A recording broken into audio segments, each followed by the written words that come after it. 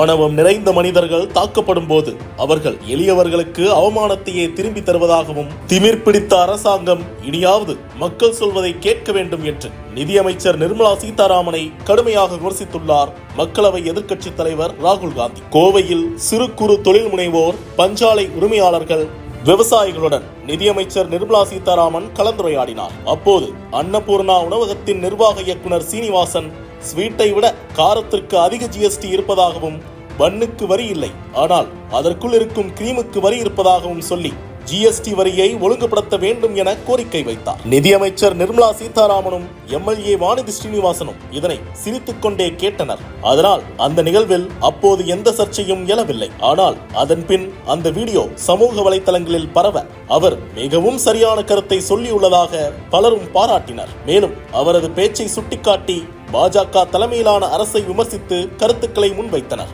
இந்நிலையில் நிதியமைச்சரை நேரில் சந்தித்து மன்னிப்பு கேட்டார் அன்னபூர்ணா உணவகத்தின் உரிமையாளர். நான் பேசிய கருத்துக்கள் தவறாக புரிந்து கொள்ளப்பட்டதாக கூறினார் அவர். இந்த நிலையில் அரசுக்கு எதிரான கருத்தை சொன்னதற்காக ஒருவரை பாஜகவினர் வலுக்கட்டாயமாக மன்னிப்பு கேட்க வைத்துள்ளதாக சர்ச்சை எழுந்துள்ளது.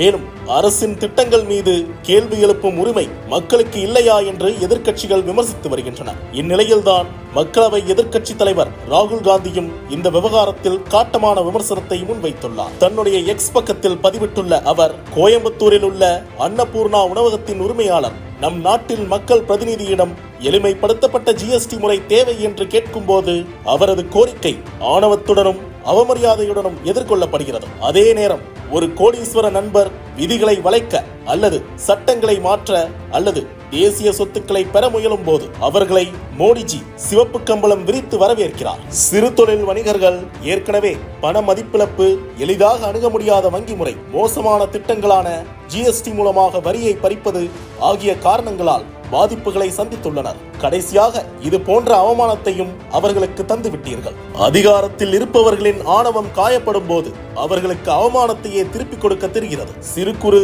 மற்றும் நடுத்தர தொழில் நிறுவனங்கள் பல ஆண்டுகளாக இதிலிருந்து நிவாரணம் கேட்டு வருகின்றன. இந்த திமிர் பிடித்த அரசாங்கம் மக்கள் சொல்வதை கேட்டால் ஒரே வரி விகிதத்துடன் கூடிய எளிமைப்படுத்தப்பட்ட ஜிஎஸ்டியால் லட்சக்கணக்கான வணிகர்களின் பிரச்சனைகள் தீர்க்கப்படும் என்பதை புரிந்து கொள்வார்கள் என்று ராகுல் காந்தி காட்டமாக தெரிவித்துள்ளார். ஏற்கனவே எம்பி கனிமொழி, ஜோதிமணி, திருமாவளவன் என பலர் இந்த விவகாரத்தை எதிர்த்து குரல் கொடுத்துள்ள நிலையில் ராகுல் காந்தியும் இந்த விவகாரத்தை கையில் எடுத்துள்ளது தேசிய அளவில் சூட்டை கிளப்பியுள்ளது.